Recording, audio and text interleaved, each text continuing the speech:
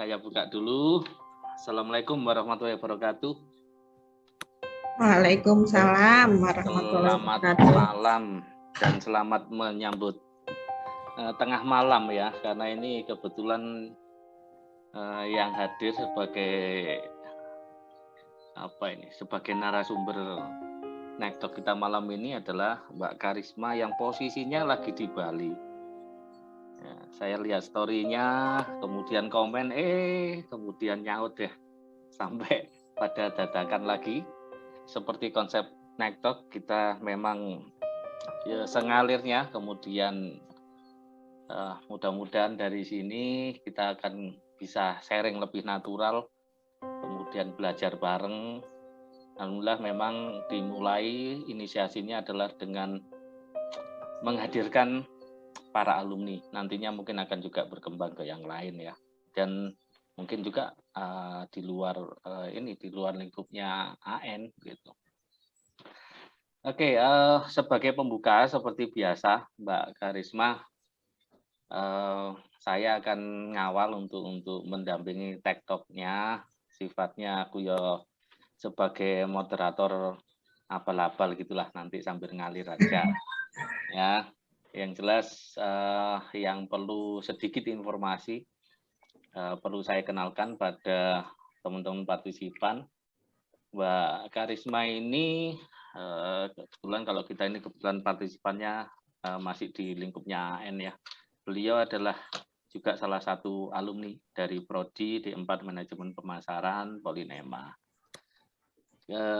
Beberapa waktu yang lalu juga sempat menjadi kolega saya, sempat ngajar juga di AN Polinema, kemudian saat ini juga aktif juga ngajar di UB ya, di UB, di pendidikan Fakultas Vokasi.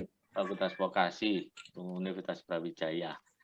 Nah, aktivitas lain-lain yang saya tahu, yang jelas beliau ini pengusaha, beberapa usaha mungkin nanti akan dibeberkan sendiri sama Mbak Karisma, kemudian juga pengurus dari Forbis. Nah, Forbis itu apa gambarannya, kegiatannya ngapain, nanti juga barangkali sekaligus lah nyisip di ada sosialisasinya singkat, monggo.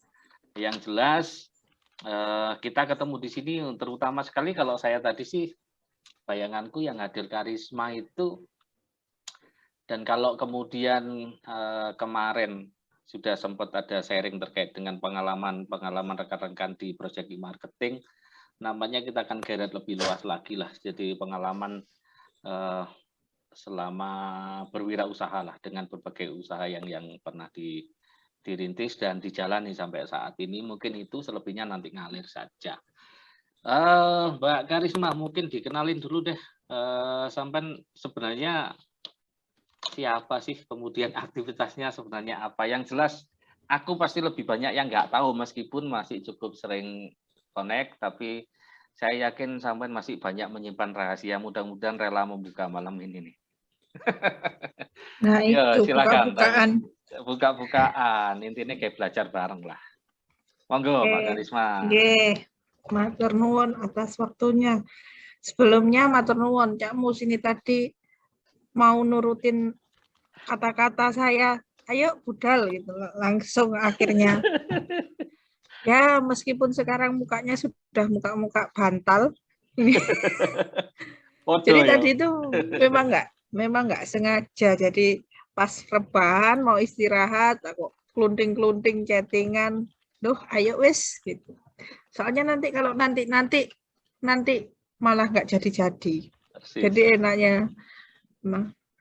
Oke, teman-teman, di sini perkenalkan, nama saya Karisma. Jadi saya aslinya dari Tulungagung, kemudian nggak sengaja kuliah di Polinema, akhirnya jadi orang Malang.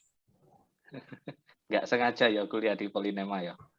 Iya, betul, nggak sengaja kuliah di Polinema, akhirnya jadi orang Malang. Oke, untuk aktivitas saya sehari-harinya, kalau setiap hari saya juga di Malang. Nah, di Malang ini saya fokusnya yang pertama ngajar, kemudian yang kedua mungkin sekolah.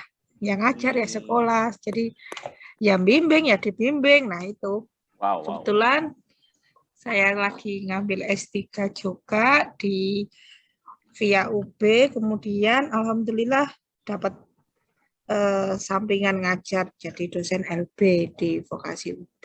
Nah, kalau jadi dosen, jadi mahasiswa, kayaknya teman-teman di sini karena lingkupnya AN, saya rasa kan semuanya tahu kerjaannya kalau dosen itu ngapain, kalau ngajar itu, kalau jadi mahasiswa itu ngapain. Kayaknya itu enggak perlu dibahas lebih lanjut, kita lebih ke sisi balik layar saja. Nah, sisi lain dari kehidupanmu selain jadi mahasiswa dan dosen.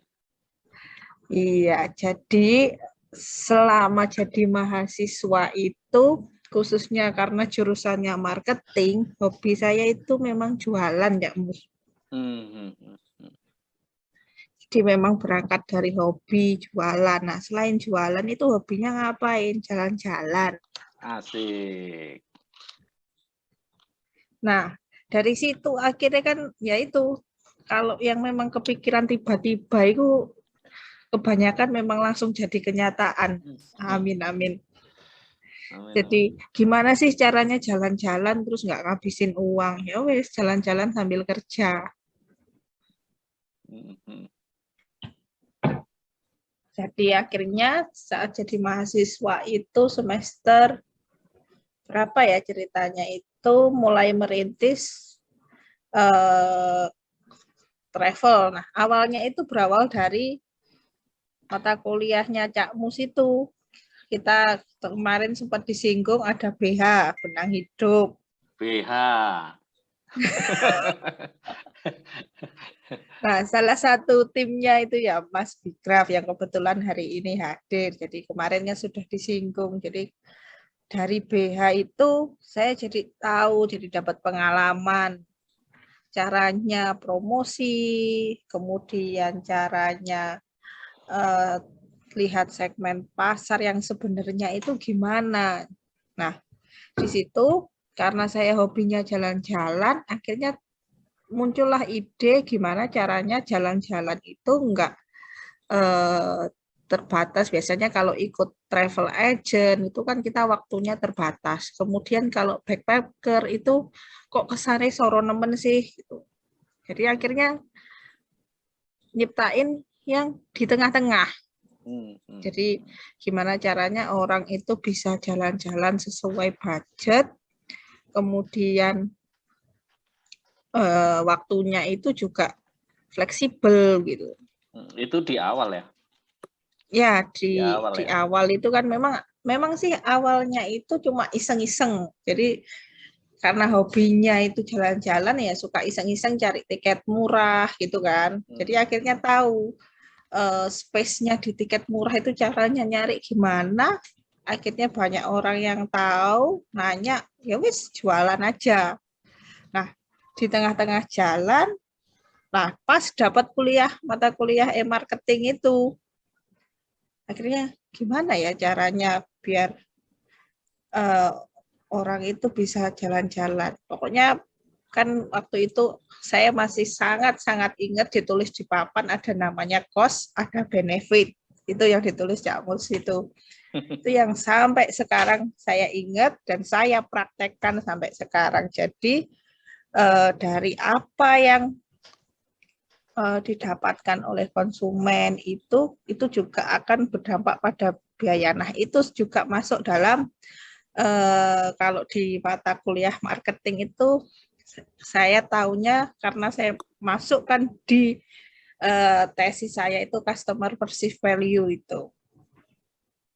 Jadi memang kalau kita dapat apa yang kita harapkan, pasti nanti akan puas terus loyal. Nah itu persepsi saya. Jadi makanya saya nerapin gimana caranya orang itu bisa traveling, kemudian waktunya bisa fleksibel, jadi kita bisa memuaskan konsumennya di situ. Akhirnya ya cetuslah launching Karisma Travel. Nah, waktu jalanin Karisma Travel, kebetulan ada temen tuh di kelas sebelah yang suka hobi jalan-jalan juga, namanya Mbak Desi.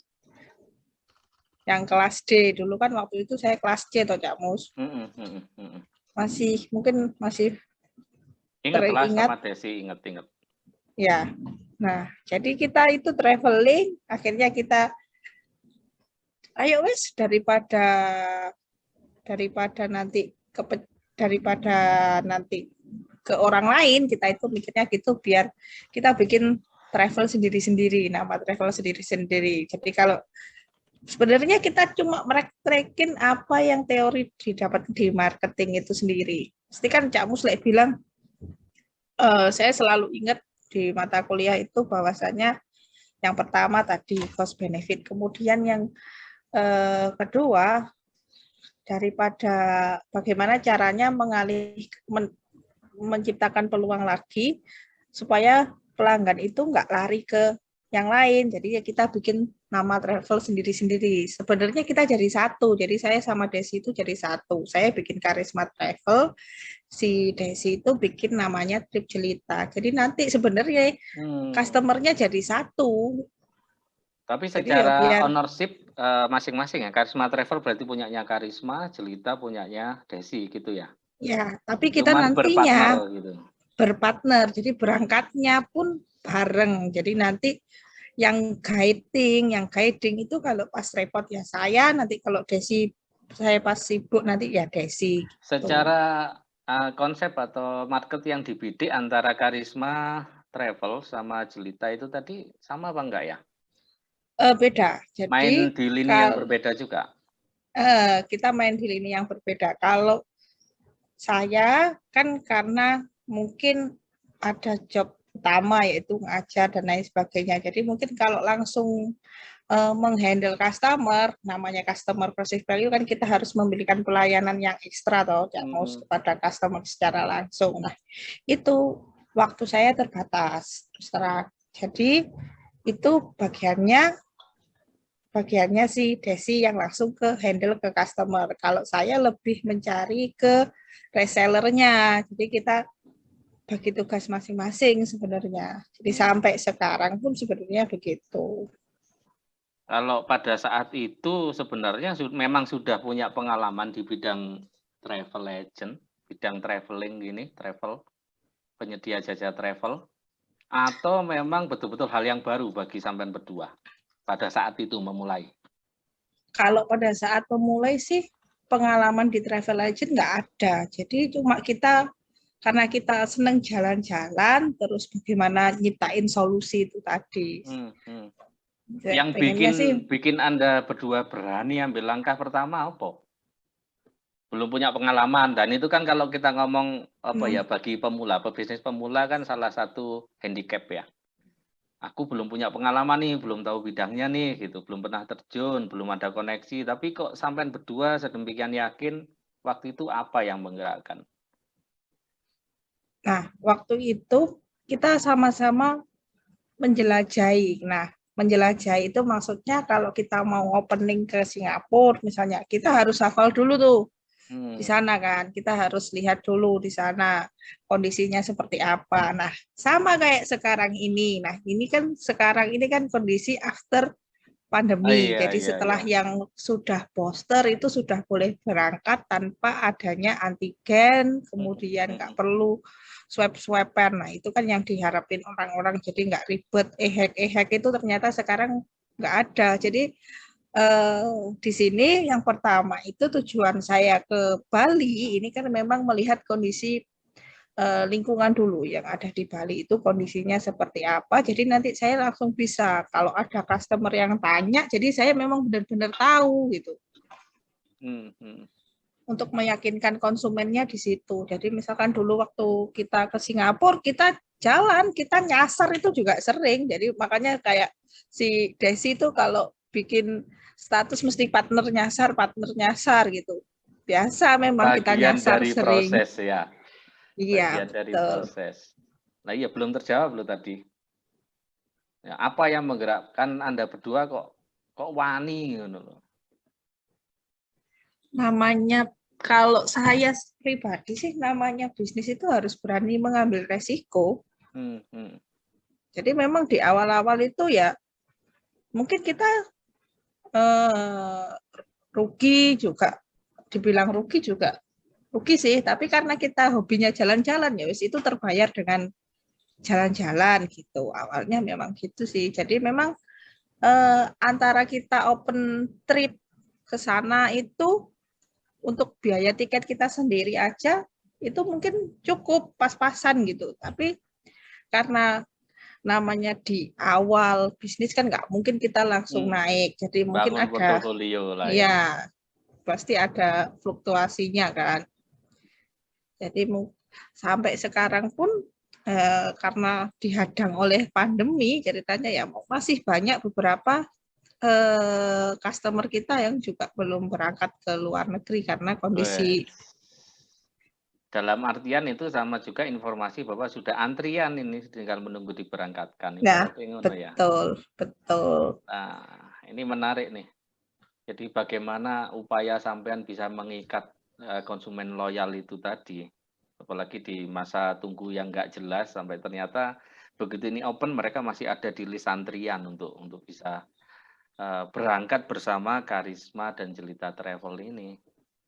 Iya, betul. Jadi setelah kita tahu kondisi lingkungan, kita kan nyari tuh channel-channel yang ada di sana. Makanya sampai si Desi itu sekarang suaminya orang Pakistan itu kan karena memang kita saling cari channel. Mungkin bagi yang teman-teman sudah kenal sama saya itu kan mungkin tahu orangnya kan suka SKSD, sok kenal sok dekat. Nah, ya dari situ kita cari teman, kemudian kita bangun relasi dengan orang di sana, dan ternyata kita akhirnya tahu kalau di Malaysia itu ternyata juga mayoritas travel itu yang jalan malah travel agent di sana itu malah orang Madura ternyata. Jadi itu, jadi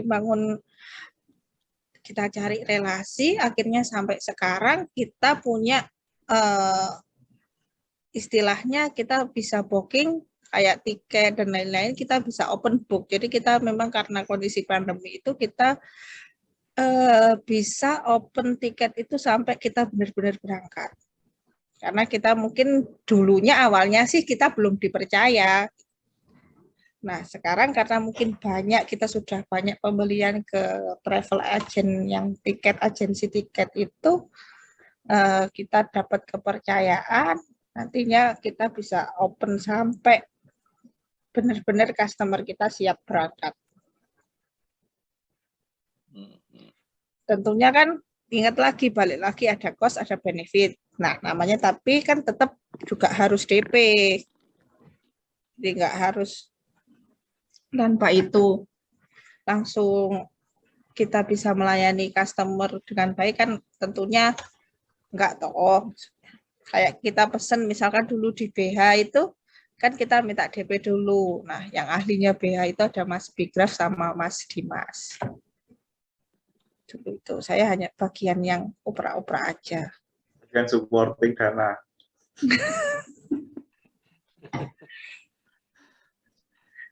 Kalau terkait supporting dana kayaknya Mas Dimas deh yang lebih banyak. Cuma, nah itu akhirnya nyambung lagi kan. Kalau kita mau investasi itu kita mau mikir dulu perkembangan usahanya sampai di mana.